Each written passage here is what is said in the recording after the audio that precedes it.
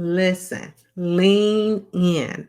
My guest this week is Kyle Gillette, founder of Blue Shirt Business Coaching.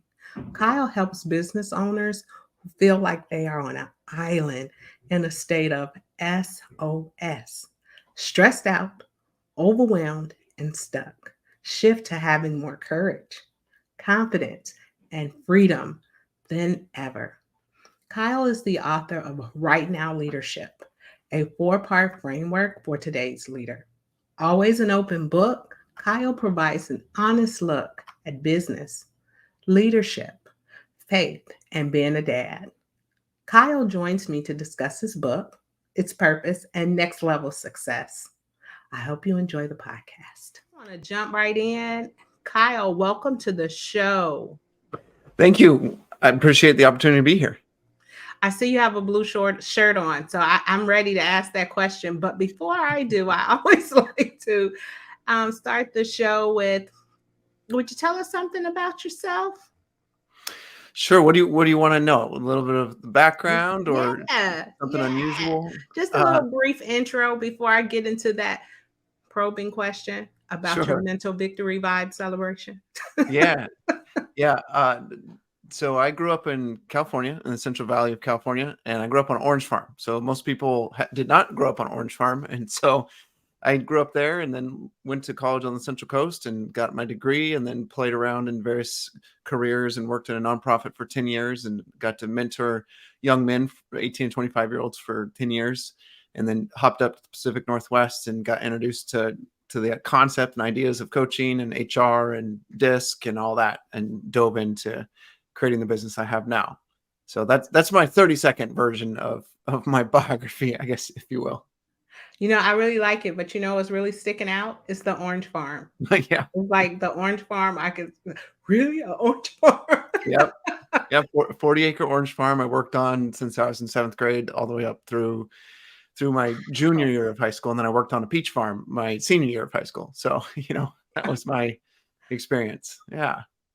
So I always like to start the show by asking all guests about their mental victory vibe celebration. And that's something that you've done for yourself lately to pour into your own cup. So, Kyle, what have you done for yourself lately? Yeah, I love working out, and so going to the gym is something that's super rewarding for me. That's for sure. And then honestly, car rides myself are really a mental victory. So I don't know if you guys that are listening or you have heard of lo-fi hip hop or not. Have you heard of that Yeah, before? I actually have. Okay, so I listen to lo-fi hip hop in the car, and it's chill enough, but it's energetic enough that it kind of fits both worlds Mhm. really well together. And so I'll like make a little rap to it, or I'll just bebop to it and enjoy it. So we went on some trips this summer and had some fun, but I think it's in the little things that you get that renewal. And so I just started doing that, putting that on in my car. It's been fun. Oh, I love it. I love it as a child. And then even in adulthood, that was a thing for my parents. They would just go for long rides. Sometimes, so we lived in Indiana, but I'd call my dad or my mom and they'd be in Michigan. And I'm like, what are you guys doing? We went for a ride. 5 Yeah, hours? right. That's my in-laws as well. They're on a 6-week ride right now, just cruising around the Midwest, or not the Midwest, but the Pacific Northwest. So just for the heck of Wow. it. Yeah, it's Yeah. the thing. It's the thing. My parents used to do it all the time. Right. So, what's your personal empowerment theme song? So I did a lot of thinking about this and played around on YouTube a little bit, and I had two that came to mind, and I shared them with you. But Oh, yes. the one that really is really empowering. The other one's just kind of inspiring, but the one that's really empowering is the Toby Mac one, which is "Help Is on the Way" is what it's called. So Toby Mac, "Help Is on the Way," and there's a vibe to it. He's actually coming to a city called Abbotsford, which is about 20 minutes north of where we live, and Hmm. he's huge. Like they sell out real quick, and so I think we're gonna get the whole family to go because everybody in my family listens to his music, and it's always super uplifting. So definitely recommend "Help Is on the Way" by Toby Mac. Oh, yeah, I will definitely make sure I share it in the show notes for sure. So I just want to dive right in and tell us your backstory. I know you kind of did that 30-second pitch of it, but what really got you into the coaching ecosystem? Yeah, I after in the middle of my senior year of college, I was 40 pounds overweight and covered in poison oak, living in an apartment with my best friend and two other guys, and lost, and just a complete mess. I had gone off trail with some friends on a hike and got covered in poison oak. So literally from my wrists to my ankles, I had poison oak all over my body because for whatever reason I probably had my shirt off. And then I also like decided to go pee in the middle of the trip. So I mean, it was everywhere. It was rough, and it was just this microcosm of where I was in life, just beat up and feeling terrible. And so senior year comes around and I'm going, I don't know what I'm gonna do with myself. I have no idea what I'm gonna do with myself. And I had gone on a missions trip to India with the local church there, and came back. And a guy that was on the trip with us, his name was John, or is John, and he said, "Hey, there's this men's mentoring program I think you should be a part of." I'm like, "Oh, great, sweet, I'll get some mentoring. I can get my life straightened out." And he's like, "And I think you'd be a great leader." And I'm like, "What are you talking about? I'm all screwed up. You want me to lead these guys?" And so I ended up saying yes to the interview and going, you know what? I can turn this thing around and all that. And so I said yes, went to the interview, and it was 20-acre ranch with a house built in 1885, old farmhouse. And I remember parking right in front of the American flagpole, walking up the concrete steps, knocking on the door, and the president of the program opens the door and shakes my hand. And an hour and a half later, we're standing, shaking hands again. And he says, "Do you want the job?" Wow. Like, I don't know. And so I thought about it briefly and then said yes, which meant I needed to wrap up school. I needed to get myself into a better place, get there, move out of my apartment, and then I would be living there for a year. Right. So I'd be like letting go of all of that life that I had, really, because I would need to be intensely available for these guys. Oh, So I said yes. And I ended up losing all the weight, running a half marathon, and really being an example to the guys for the next year. And then I ended up working there for the next roughly 9 years after that as well, or roughly 8.5 years after that. So I tell you that story because it's one of the three events in my life where they were real catalysts to get me to where I am right now. And it was one of those things where I just took the risk, or I risked, and I didn't realize what I was risking, but I risked, and it worked out. Right. So that's really the beginning of the journey for me to where I am now. wow. Wow. So it's just like you had to walk away from everything and start over, basically just right where you were to be available for the gentleman. Yeah, it was weird because I had great friends in college and I'm still friends with some of them. And my availability to them just went down to like 2%. And Wow, that's a weird thing to do when you're in your early 20s, it when sure is. most early 20-year-olds want to just go party or play or do whatever they want. And so I made a commitment that I don't know if I really realized what the commitment was. And I think I've done that a couple times since as well, but don't regret it one bit in any of the cases. So it was good. It was good, and I'm still reaping the rewards of those 9.5 years of experience there.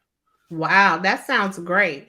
So I know you have a book coming out, and it's called Right Now Leadership.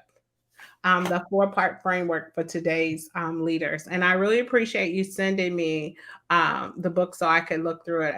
It was a journey. I was like reading furiously to make sure because I like to read the books before I Yeah, sit down with the guests. So, what inspired you to write the book? sure. Well, first of all, I have hard copies now, so that's super exciting. They came in on Monday, so it launches on Friday, September 15th. So this Friday. So I'm excited about that. But what inspired me? So when I left the mentoring program, I Mhm. made a commitment to myself, to God, and to my family. I was like, okay, when we move up to the Pacific Northwest, I want to have as much of an impact on people up here in the Pacific Northwest as I did in California. And being in that program, I watched 150 students go through the program, and a lot of them turned their lives around. And so it was really huge to be a part of that in the various roles I played. And so it's kind of a big commitment I was making. And as we lived here for the first approximately 3 years, I didn't feel like I was really making that big of an impact. And then I got exposed to HR world and disc assessments, and that led me down the path of coaching.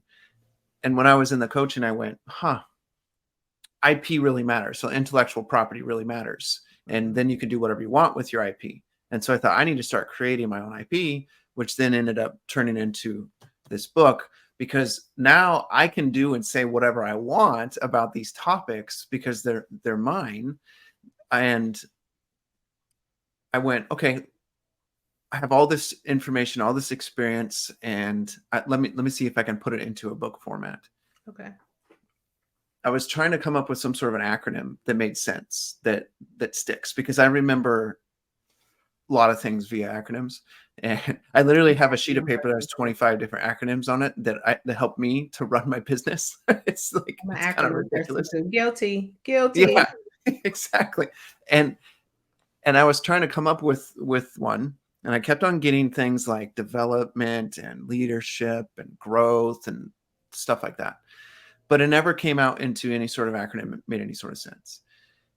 But one morning, 3 a.m., I'm laying in bed asleep, and I'm awakened by a voice, or at least I think it was, that says self awareness, which isn't some mind shattering word by any means, but it was for me, because it was the word that I needed that would catalyze the rest of the now blue acronym.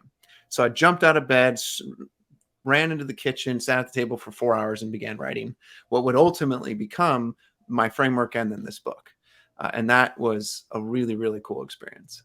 So why blue shirt? As I was reading, I was like, okay, I'm trying to understand the blue shirt part. Yeah. So blue is harkens back to my experience living on a farm, kind of Okay. the blue shirt or blue collar mentality. Uh, Oh, okay. and I didn't when I had to rename my business recently, and when I renamed it, I didn't want to pigeonhole myself into just working with blue collar folks, and so I didn't want to be like bluecollarcoaching.com or whatever, because I love working with blue collar folks, but that's actually not my predominant industry. And so I thought, well, if I just do blue shirt and play off the concept of the brand of the shirt, and then also the idea of blue collar, then you put that together and it comes up with blue shirt coaching. And then of course, I turned blue into an acronym. Yes, I saw that in the book as well. Yeah, I saw that in the book as well. What really stood out to me though, Kyle, is the 3 a.m. voice. So yeah, when we started to talk about it, and when I read it, I was like, I know exactly what that voice is, yeah. except it happens for me at 4:30 Right. around that time. Can you talk about that and elaborate about that voice and that self-awareness and why self-awareness is so key? Yeah. So when I started my business, I spent a lot of time praying and trying to figure out, where am I going? Where's this thing going? How can I help? How can I serve? All those things. And so I think that was an answer to prayer. It was really God saying to me, hey, here's the word you need, and now you get to do the rest of the work. Because God, He gives us the oars, but we have to row. Right? If we're stuck in the Mhm, middle of the lake, He gives us the oars, but we got to row. We can't just complain and mhm. not do any work. And so I think that's what happened. In terms of why self-awareness is so important, is if you picture a leadership house, self-awareness is the foundation of that leadership house. Without self-awareness, you cannot build leadership in any way, shape, or form on in someone's life or on someone's life. And so when that word came through, I went, oh, this is what is the catalyst for any growth, any empowerment, any accountability for a leader, is they have to have that self-awareness. I love in the book how you incorporate stories as well. I'm reading through the stories and I'm reading the lessons that I really got a lot from the book. And I'm reading the stories and I'm like, yes, that makes sense. Right. What, like that method, what did you do? You use that method as well with Your coach when you're coaching, or is that something that you just know is so relatable? I loved the stories in the book. Yeah, well, thank you. And in my coaching, no, because most of the time in my coaching, I'm drawing them out and asking questions. But when I'm teaching or doing a workshop, then yes, I love to share stories because that's what keeps people engaged, right? Yeah. When you're trying to teach or speak or do workshops, the stories or the metaphors, which I also like quite a bit, draw people in because we lose interest fast, right? We get bored fast. And when you bring in a story or a metaphor and engage someone's imagination and vision, that get them to start visualizing things, that helps a ton. Yeah, it was nice. I really liked that. I enjoyed it. And I had to turn that read around pretty quick. So Yeah, you I'm like did. I'm impressed. I was reading. I was reading and writing my notes at the same time. So what are two habits a self-aware leader should have or strive to have? Yeah, so I mean, you're going to be familiar with all this. I mean, you could teach these lessons here because you read the book. But one of the first habits that I talk about in the book for self awareness is the platinum habit. Mhm. And I could test your knowledge, but I'm gonna leave you alone. So, uh, the platinum habit is the idea to serve others the way that they want to be treated, or treat others the way they want to be treated. And it's a little bit of a twist on the golden rule, of course, but it's the idea of it ties all the way back through to empowerment, because if you treat people the way they want to be treated, they're going to be empowered. But we have to be self-aware enough of how we're treating other people to know that we're treating them the way that they want to be treated, right? So we have to be able to see how they're responding to us. Are they interacting with us in such a way that they're responsive to my gestures or my comments or my thoughts? um, I have a friend that's blind, and he goes to the same networking group that I do, and so he doesn't get his attention from other people is a little different, right? Because he can't see, and so people don't know how to treat him sometimes. And I know how he wants to be treated because I've gotten to know him. He Mhm. wants to be treated like anybody else. He makes fun of his blindness. He has an organization that uses his sight loss as a way to encourage people and motivate people. So he's a Mhm. really cool dude, and he's just amazing man. He skis, he jumps out of airplanes, like he does all this stuff that sighted people are terrified You to do. missed me with the skin, boo, and the jumping out the planes. But I'll watch and wait. Hey, how Right. you doing? So I know how he wants to be treated. And so what I do is I go up and I always give him a massage. I grab him on the shoulders and I give him like a 2-minute massage or something like that. And that's the kind of thing when you're really self aware, you're aware of the impact you're having on the person, but you're also aware of how that's impacting them. And then you know Mhm. whether what you're doing, the way you're communicating is a fit or not. And so he's really fun to do that with. And there's other things that I do with other people that's very different. But that's just one example. I Second like thing is, that. Oh, go ahead. sorry. I'm sorry. Yeah, Go ahead. yeah, and the second one is journaling. Real Oh, yeah. straightforward, simple journal. And I have 3 different types of journaling that I do. Uh, Really? yeah, two of them are daily and one of them's weekly. So Okay. briefly, one of the daily ones comes from a conversation with my mentor. This is like over a year ago. He was saying I was complaining about my youngest. And so my youngest is now 7. And I was just complaining about her. And he basically said, "Shut up, dude. Do something about it." And then he had a suggestion, which was just to be grateful. Like, what are the things you're grateful Wow. about? And so now every day I write one thing I'm grateful for as it relates to my wife, and then one thing I'm grateful for as it relates to each of my 3 kids. And I've been doing that the whole entire year since the first of the year. And it's shifted my relationship with everyone in my family. It's been really, really powerful. So for people that are struggling with where do I start with journaling? Or I don't want to journal. I'm a dude. I don't do that. If you want a better marriage, you want a better relationship with your kids, I would encourage you to go ahead and do some gratitude journaling. And it can just be one line. Mhm. Like I really appreciate that my wife and I had a conversation last night that was encouraging to me, and she was let me open up, or whatever the line is. It doesn't matter. It's just something you're grateful for. The second journal is me just dumping my thoughts down and going, I'm frustrated with ABC. No matter whether Mhm. it's personal, professional, within myself, with God, it doesn't matter. I'm dumping it and I'm putting it down, whether I'm cursing or I'm crying and everything in between, it's in there and I'm just being real. But the reason that I think it's really helpful for business owners and professionals is when you put it down, it's like you're burying it and you're saying, I'm not going to hold on to this anymore. It's not mine. I'm letting it Mm. go. And I you're think that's so releasing. important. You just, Yeah. oh, yes. Yep. So you release it. Go ahead. You go. No, I think it's so important. I journal as well. So everything I agree. I have a gratitude journal. I have one for the day, for the week, and in my life. Yep. Awesome.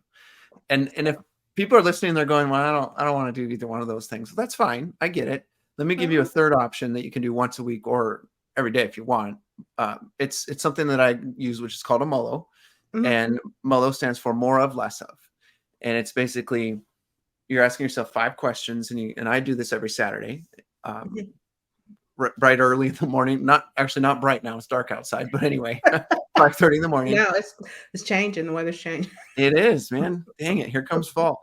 Um, so it's you ask yourself the question: what do I want to do more of? What do I want to do less of? What do I want to start doing? What do I want to stop doing? What do I want to keep doing?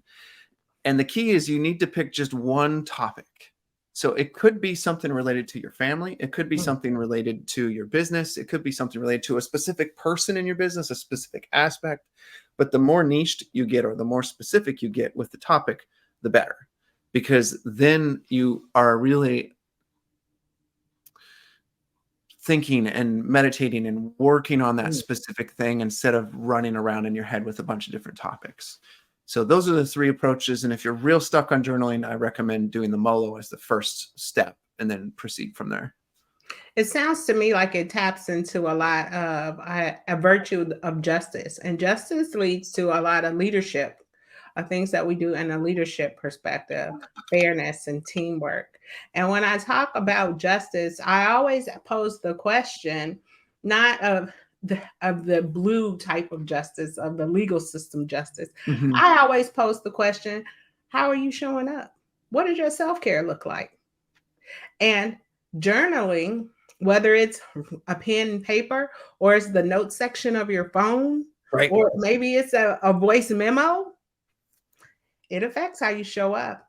It Yep. changes the game when you actually say what's just running around in your mind. 100%. And if you have someone that you can say that to, that supports you and hears you out and hears your thoughts and doesn't judge you for them, but just is available for you, that Mhm. that's next level for sure. And fortunately, I've had that in my life with my dad. I had it with a mentor for 9 years, and I have it with a mentor now. And then in between in college with people I was mentoring and being mentored by. So it's just there's no way I would be where I am if it weren't for that. So I know that you've talked about a couple of things. I want to talk about the entrepreneurial piece because you did talk about that, but you also talked about something that I really want to zero in on as well. You talked about guys saying, I don't have time. I can't do this. I can't do that. So, what advice would you have for a gentleman that's just like, dude, I ain't feeling that, but I understand. I'm not feeling that because they have to start somewhere, Yeah. you know? So, what would you say to them? Yeah. I mean, what are you afraid of? Would be the Ugh, first question I'd ask. Like, what's going did to you just call happen? somebody out? I wish I had a bell. I mean, what's the worst that's going to happen? You're going to grow from it. I mean, like just when you grow, when you focus on yourself. One of the things I have on a dashboard on the right side of my computer over here is a, an Excel spreadsheet or a Google Sheets spreadsheet that breaks down the 7 areas of my life that I want to be putting my energy and focus into. Right. And I know when I'm not doing well because I'm tracking that. And a journal and other ways that we can track ourselves makes us face ourselves. And I think people in general, but sometimes some men are afraid to face themselves. They're afraid to Mhm. face their weaknesses, or they're afraid to face their strengths. And both are true, because when you're afraid to face your weaknesses, then you don't risk things. You don't go after being an imposter. right? You Mm. don't go after that feeling of what it's like to be fake. And when you're afraid to face your strengths, that means you're afraid of success, right? And if you don't go after your strengths, then you're not going to succeed. And so then you can just play small. And in both cases, you're playing small. And I'm not trying to play big like the billionaire big. That's not what I'm talking about here. I'm talking about big life. I'm talking about impactful life. I'm talking about leading your life right now, like my book talks about, the mindsets and habits of today that can make an impact right now in your life. And for those men out there, maybe it feels like scary, or what are you going to do? How do I Mhm. get started? I don't care how you start. You just need to do the one thing to get started. I mean, Yoda has everybody knows the saying that Yoda has, right? Go right ahead. Go ahead and spit that Yoda out because I think they need to hear it. Yeah. What is it? There is no try. There's only do. Yeah. And So it's funny because the reason I asked that question, you know, a lot of coaches that I've interacted with, even myself included, we really gear our services toward women, right? We mhm. gear our services toward women, broad spectrum. Our target audience, maybe their age range may be different, but it's important to throw those nuggets out there to the fellas, you Mhm. know. And when I get a fella on the podcast, I'm Mhm. gonna ask because they need to hear it, and especially if my sons are listening, pick up Uh-huh. those gems, baby, pick up those gems because For I sure. have two sons. Yeah. Yeah. Yeah. And men are way more vulnerable than they're willing to admit. And I've had the fortune of being the person that gets things dumped on as a Mm, coach, for sure, because that's what I do professionally. But prior to that, people just dumped stuff on me. Oh, mm, I cheated on my wife, or, oh, I got cheated on, or I'm thinking about divorce, or I did this terrible thing, or this terrible thing happened to me, or I was abused, or I did this terrible thing to somebody else, or whatever. mm. Since I was young, since I was like Wow. junior in high school, people just dump things on me. And every time it's helpful for them, right? It's helpful to have that confidant, to have that person. And if you're afraid to even talk to a person, that piece of paper can be a start, Yeah. right? And then graduate. Please graduate beyond that. let's Please. let's not let's not play in the shallow end too long. I love it. It's a great segue to an excerpt that I want to read from the book. And I chose this one. I know you probably, it's so many great gems in the book. But when I Mhm. read this, one of my virtues is character strengths is persistence. It felt like the words jumped off the page. That's why I Mm. chose this one. So I want to read this so we can talk a little bit about this. It says persistence means to continue a course of action despite difficulty or opposition. A persistent mindset is an attitude of heart and mind that understands difficulty and opposition. From day to day tasks to the long range plans of your business, you find resistance. But a mindset of persistence will help you be a better leader you're meant to be and grow your business to where it's supposed to go.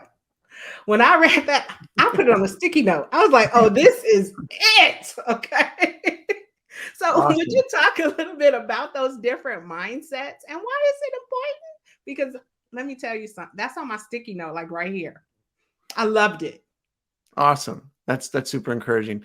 Yeah, my first business I ever ran was a personal training business. Okay. And that went really well. Like, that was super fun. It went well. It supported me when I was single, and I was able to live on that income, which is really amazing for a young 20-something-year-old at the time. And then we moved up here, and I quit that mentoring program, came up here and made a commitment to uh, being here near my wife's family and all those things, but I didn't have a job, right? So I applied to 50 jobs over the course of 4 months while I lived in my father-in-law's house with two children. So you talk about feeling like a loser and feeling like a failure and feeling like I just was not qualified for anything, right? 50 applications, two interviews. One was retail that I didn't, there's no way I wanted it. And the other one was working in a senior living place, which was a dumpster fire. But anyway, in all of that, I had to persist like crazy, right? I had to persist and not give up. And then working in that facility, that senior living place, that was a complete disaster as well. But I knew that there was something more. I think we're all meant to contribute. We're all meant to serve people. Because in my mind and in my heart, the only thing that we take with us when we die is our relationships. We don't take anything else with us. So the more I can serve and contribute to those around me in relationship, the better. And so for me, I'm persisting through that to try to make as deep as an impact as possible. And the book is a reflection of that, but also just all the failures and mistakes of the businesses that I've run, and then going, no, I can make this work. I can run a business. I can make it work for my family, has turned into what I have now, which is my wife doesn't work anymore.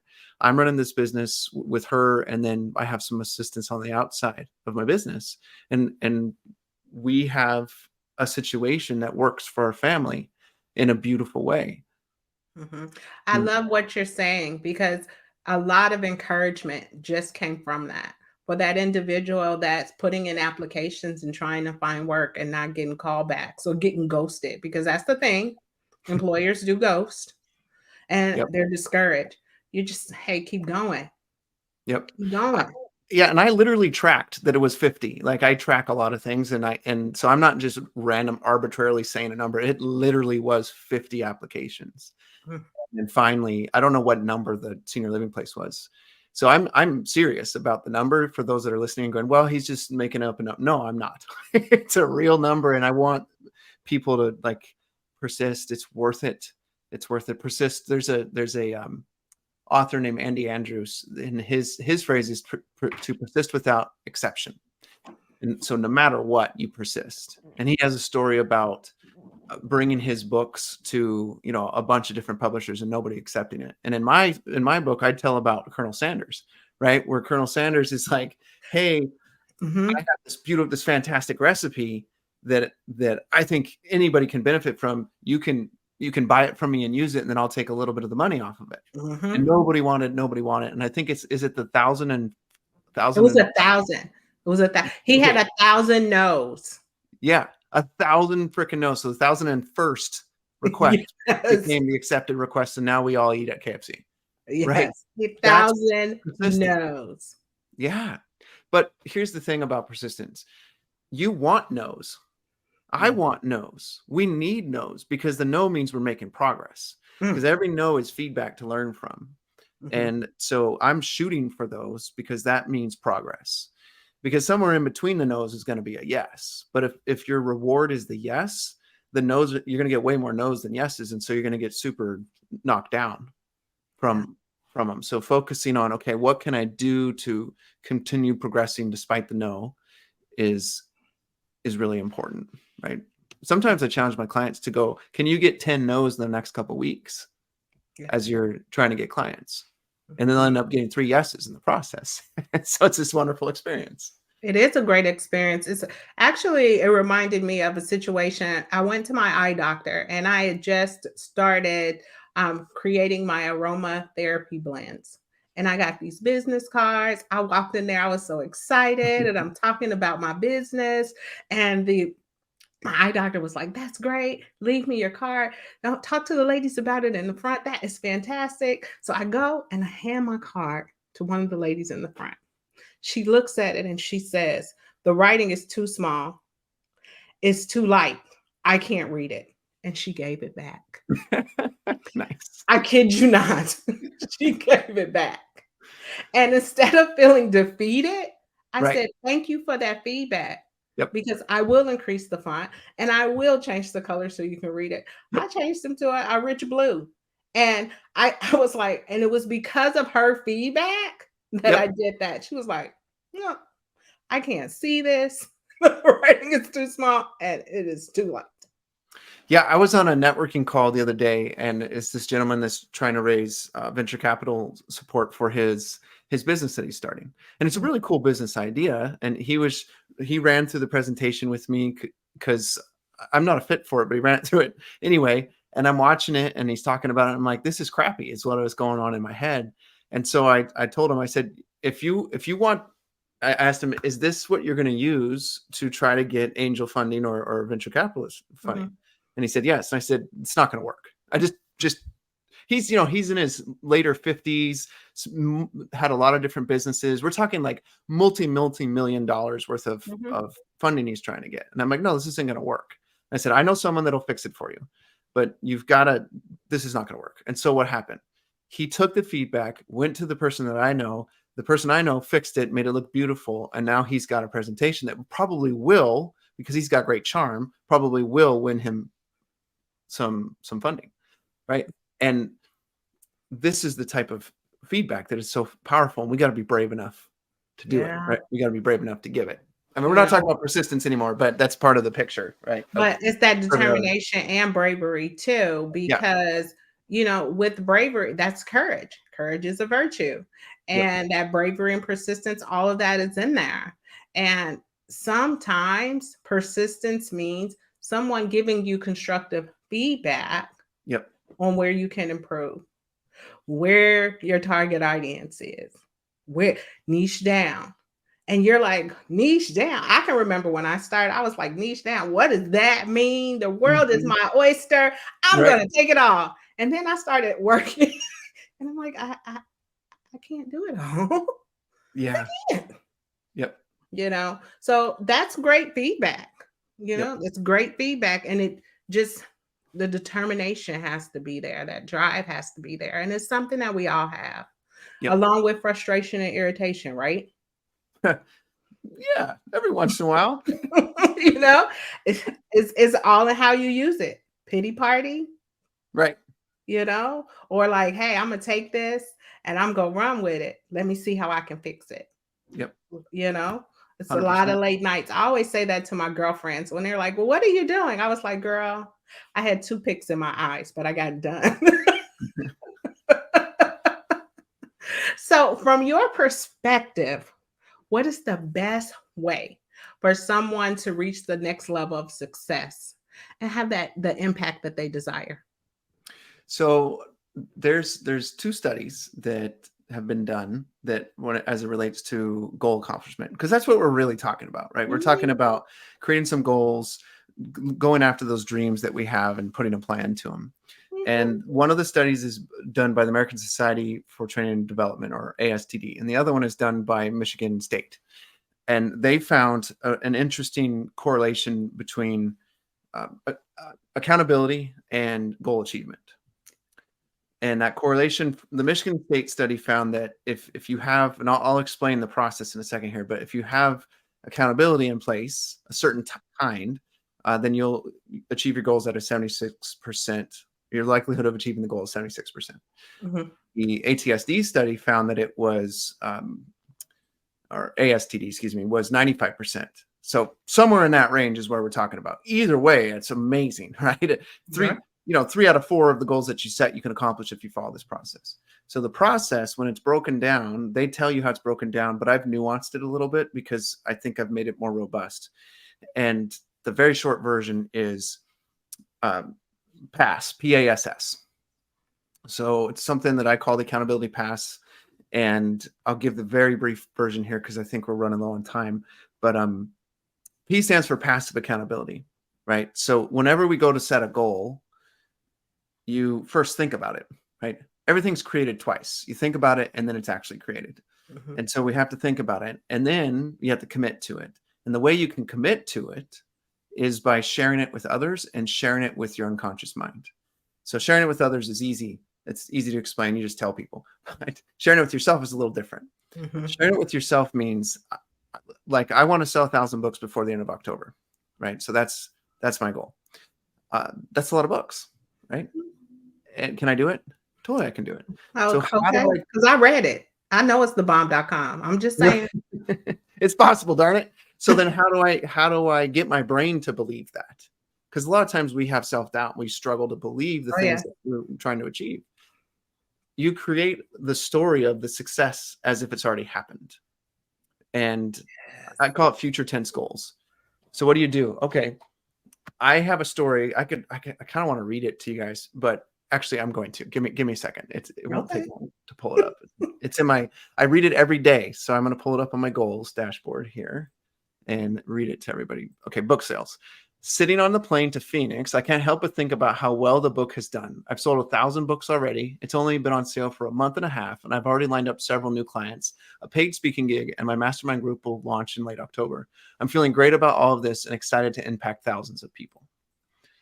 So that's my version of what it's going to be like in October.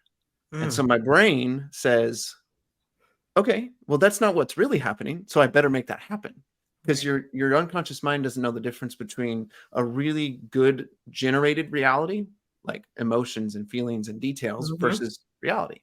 So that creates the passive accountability, which in the studies is basically um, creating the goal and then committing to it. Now you got to go to the next level, which is planning it out, Mhm. right? So to plan it out, you need structures. And I'm skipping the A and pass for a second here, but you need structures. So that's your to-do list. It's real straightforward, right? Your to-do list in your Mm. calendar. Put that into place, and that's your plan. Now you're up to 50%. But the real gold is in the accountability. So that the A in pass is active accountability. So you got passive accountability, then active accountability. Active accountability is the idea that all the people that you shared your story with of being on the plane and having sold 1,000 books by the end of October, that story is shared with them, and a couple people follow up and say, you know what, that sounds pretty cool. Well, how's it going with that goal? What's happened with it? Yes. And then you say to them, you say, okay, John, thanks for following up. Would you be willing to meet with me and talk about it on a biweekly basis? And I'll talk to you about what your goals are, and we could just Mm. exchange this goal setting session every other week. You're not going to get a no, because they first of all reached out to you. And even if nobody reaches out to you, you can reach out to them. And if you're offering that exchange, if they say no, you don't want to work with them anyway. Like you don't want to have them be accountability partner, because they're not going to follow through. But you're Yeah. going to get a yes, right? So that's active. And then the last S, so structures is the first S, the last S is self accountability.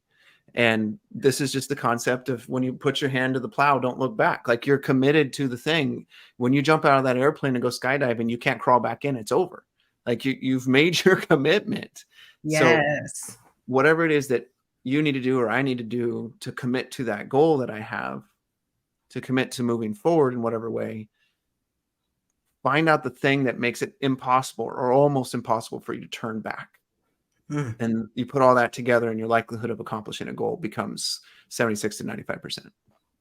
I love it. It's like a visualization meditation. You just wrote it down. Yeah. I visualize myself standing on the stage speaking. I Yep. visualize Exactly. Wonderful. daily Yep. And because the I'm channeling my inner Oprah. I'm not playing. right. And the more specific you make that, how big is the stage? How many people are you looking at? What's the lights look like? What does your heart feel like? What are you dressed in? Oh, I What? have that. I know. Yeah. I already know. Okay. And my hair is has sister locks. Okay, and I'm all dressed. I got a cute pink suit on. I got it. I can tell you. Exactly. Yep.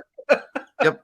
And then your brain has to fill that gap. And you don't have to work so hard to figure out how to fill that gap. You just have to trust that your unconscious mind will help you get there, and you'll have these insights. You'll grab these opportunities. Something will just come into your life because your brain is looking for it for you. And it's a really amazing and powerful thing. So how can me timers find your book?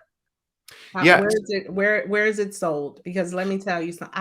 I really enjoyed it, and I read it before it was hard copy, and so I was supposed to get back to you in 24 hours. It took me a couple days because I was reading it. Awesome. Yeah, thank you so much. So you can get it at Amazon and Barnes and Noble and various other retailers like that. Probably the easiest way to get to it is to go to my website, blueshirtcoaching.com/book.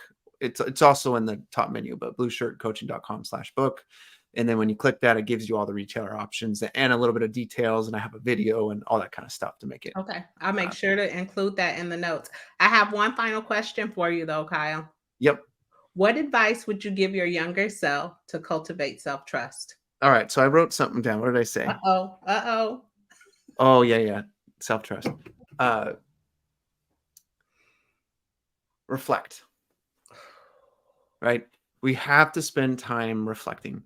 I need to get better at it. I do on Saturdays for sure, and then I try to on Monday mornings, and I kind of have like a quiet time as well. But it's more of a prayer time and a journaling Mhm. time. Reflect. What I mean is you're quiet. Maybe sit outside on a porch or sit on your deck if you have a deck, or go somewhere private. I like to be in the wilderness, so go sit down somewhere private or in a park and just sit. Don't even have a journal. Don't have your phone. Just sit and reflect. And when I say that, to help us with that, like what you would say to your younger self, is reflect on the differences you've made. Mm. Like, go, you know what? I'm a I'm a father. I've got 3 daughters, and people really appreciate my daughters. I'm 14 years married, and I'm the happiest I've ever. Our marriage is the best place it's ever been. And I've impacted all these people. And then all of a sudden, your like beating up of yourself shifts, and you go, you know what? I've progressed. And you stop the comparison crap too. That's a terrible journey that we put ourselves through, right? We're comparing ourselves to other people. Don't do that. Like, you can calibrate to other people and go, okay, that's a standard that I really like, but don't compare yourself, because they're a different life and different person. So my younger self needed to hear, look at what you've done. Look at the friends Mm. that you have. Look at the accomplishments that you've had. And when you're young, they're small, but they matter huge. Mhm. Right. So, It's so important for emerging adults to hear that.